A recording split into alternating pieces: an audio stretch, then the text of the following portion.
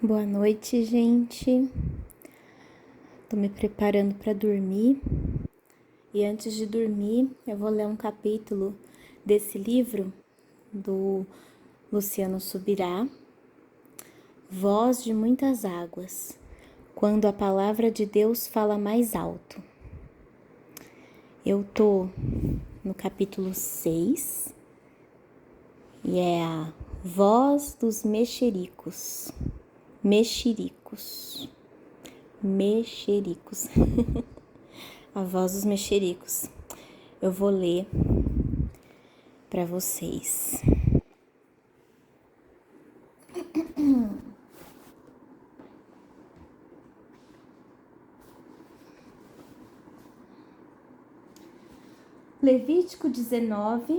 Levítico capítulo 19, versículos 16 a 17.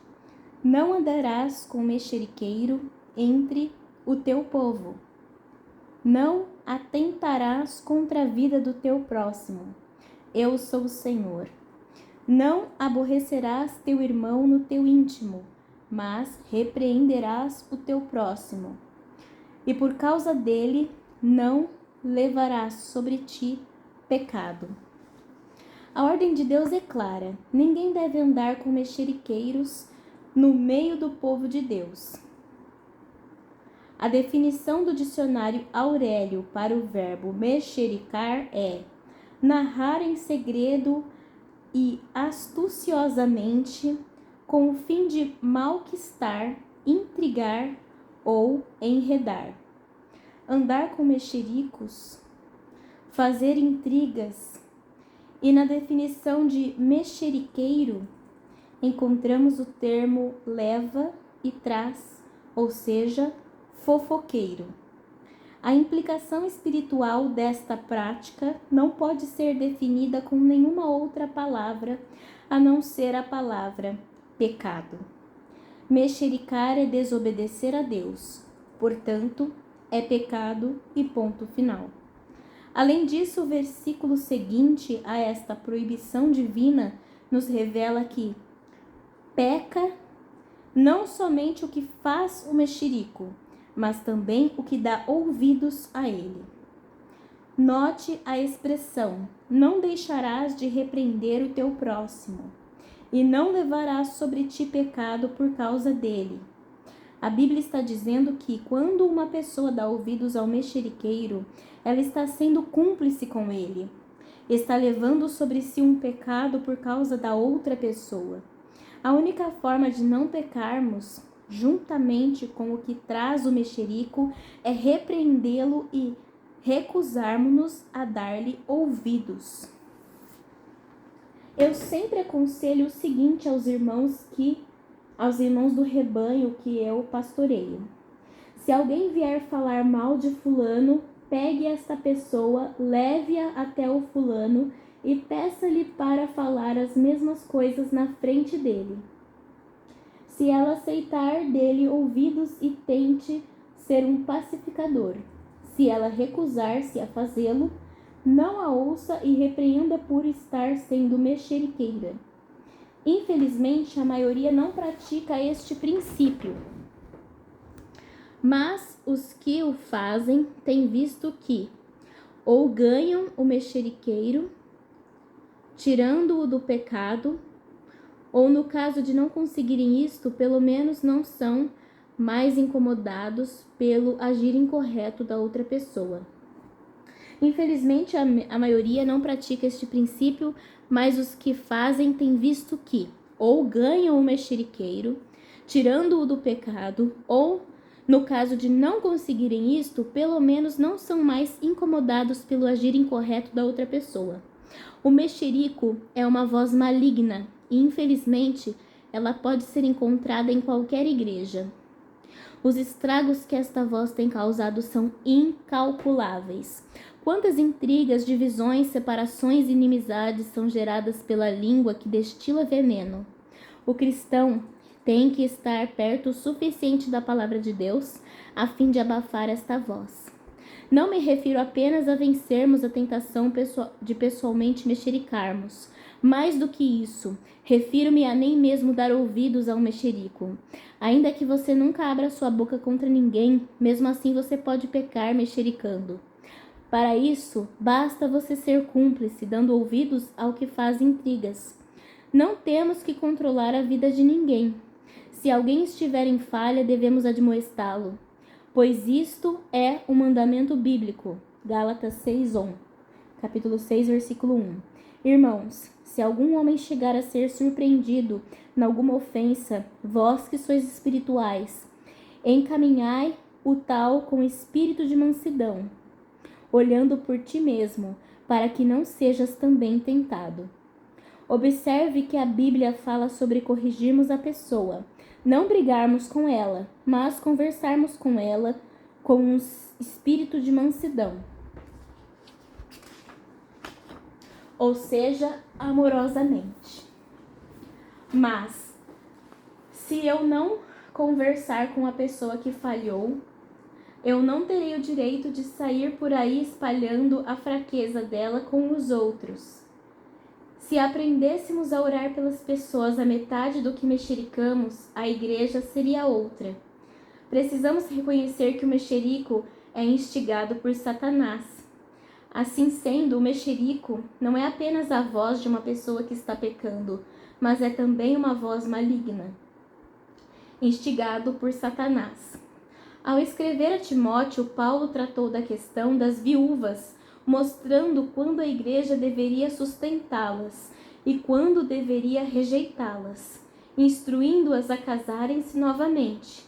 Esta última situação estava sendo gerada por dois tipos de problemas, sendo que um deles era o mexerico. Em seguida, ele mostra que, por trás do mexerico, encontrava-se o próprio Satanás, instigando-o. 1 Timóteo capítulo 5, versículos 11 a 15. Mas rejeita viúvas mais novas, porque, quando se tornam levianas contra Cristo, querem casar-se, tornando-se condenáveis por anularem o seu primeiro compromisso. Além do mais, aprendem também a viver ociosas, andando de casa em casa, e não somente ociosas, mas ainda tagarelas e intrigantes, falando o que não devem. Quero, portanto, que as viúvas mais novas se casem, criem filhos, sejam boas donas de casa e não deem ao adversário ocasião favorável de maledicência, pois, com efeito, já algumas se desviaram, seguindo a Satanás. Vou ler de novo. Mas rejeita viúvas mais novas, porque quando se tornaram levianas contra Cristo, quando se tornam levianas contra Cristo, querem casar-se, tornando-se condenáveis por anularem o seu primeiro compromisso. Além do mais, aprendem também a viver ociosas, andando de casa em casa.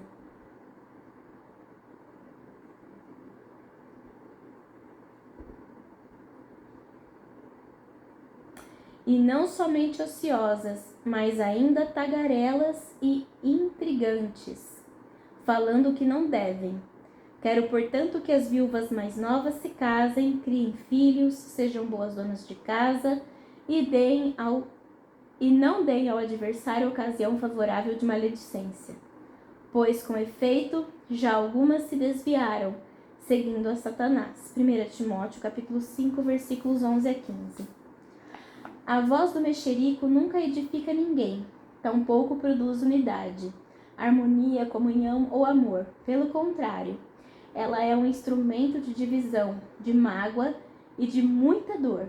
Por isso Deus a abomina.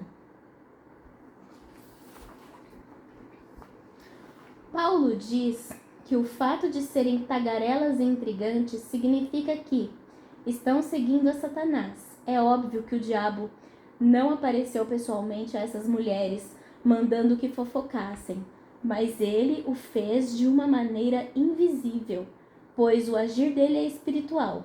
Contudo, é ele que está por trás, promovendo o mexerico. Quando alguém segue este caminho, está seguindo a Satanás, pois é ele que instiga a intriga. Já é tempo de compreendermos a implicação espiritual dos mexericos e não darmos mais lugar ao diabo. Provérbios capítulo 6, versículos 16 a 19.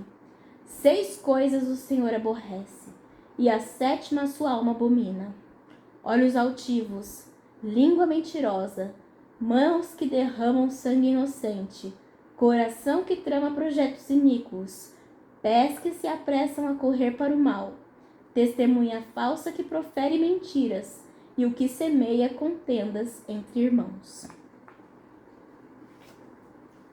Provérbios 6, versículos 16 a 19. A 7ª coisa Deus abomina, que é o que semeia contendas entre irmãos. A alma do Senhor abomina. Há uma outra versão que diz o seguinte no versículo 16: Há 6 coisas que o Senhor detesta e a 7ª ele abomina. O que dá um peso ainda maior ao que estamos dizendo, pois a 7ª coisa que Salomão cita é o que semeia contendas entre irmãos. A voz do mexerico nunca edifica ninguém, tampouco produz unidade, harmonia, comunhão ou amor. Pelo contrário, ela é um instrumento de divisão, de mágoa e de muita dor. Por isso Deus a abomina. Mexericar é pecado e torna-se um instrumento de Satanás. E tornar-se um instrumento de Satanás é fazer-se abominável a Deus.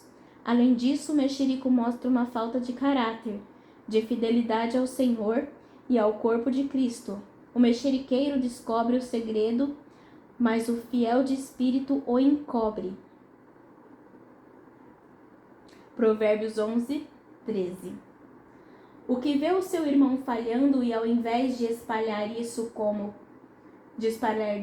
com quem quer que encontre, decide guardar silêncio, é chamado de fiel de espírito. Há uma grande diferença entre um e outro. Precisamos aprender a guardar a nossa língua. Eu cresci ouvindo meu pai citar o ditado: quem muito fala, muito erra. Isto é bíblico, pois encontramos uma expressão semelhante no livro de Provérbios, que mostra as consequências do uso abusivo da língua. O que guarda a sua boca preserva a sua vida, mas o que muito abre seus lábios traz sobre si a ruína. Provérbios 13, 2. Devemos zelar pelo uso correto da nossa língua. Tiago disse que ela pode ser inflamada ou instigada pelo inferno. Tiago 3, 6. Ao escrever aos Tessalonicenses, o apóstolo Paulo chamou a intromissão na vida alheia, e é exatamente isto que é o mexeriqueiro, de um andar desordenado.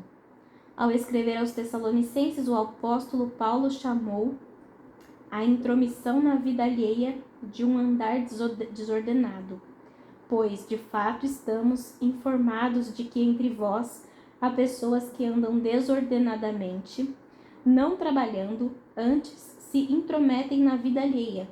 2 Tessalonicenses 3,11. Ficamos tão acostumados com os mexericos, fofocas e intrigas, que ainda não tomamos consciência da gravidade deste pecado. Ao escrever a sua primeira epístola, o apóstolo Pedro comparou o pecado de intromissão na vida alheia aos piores pecados que costumamos citar: homicídio, roubo e a prática do mal em geral. 1 Pedro capítulo 4, versículo 15. Que nenhum de vós padeça como homicida, ou ladrão, ou malfeitor, ou como o que se entremete em negócios alheios.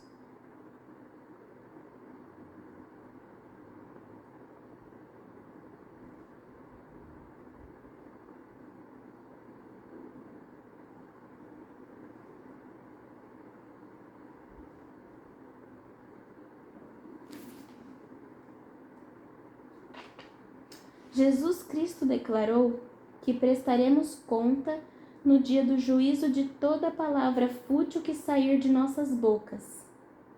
Mateus 12:36. É hora de darmos um basta à voz do mexerico. Precisamos nos ater à voz de Deus, que nos adverte a nem mesmo darmos ouvidos aos mexericos, pois isso faria de nós cúmplices. Ficamos tão acostumados com os mexericos, fofocas e intrigas que ainda não tomamos consciência da gravidade deste pecado. Fim do capítulo 6. Senhor, em nome de Jesus, eu venho diante de Ti pedir perdão por todas as vezes que eu fiz fofoca, por todas as vezes que eu ouvi fofoca e não me posicionei contra, não admoestei quem estava fazendo a fofoca. Senhor, me perdoa, Pai, me perdoa, Senhor, por todas as vezes que eu desabafei com pessoas que não eram confiáveis sobre o comportamento de outras pessoas. Me perdoa, Pai, por não ter usado sabedoria nessas ocasiões, não ter fechado a minha boca e guardado tudo para falar diretamente com o Senhor em oração. Me perdoa, Pai, e eu perdoo também todos aqueles que fizeram fofoca sobre mim em rodas secretas de conversas, quando eu não estava presente.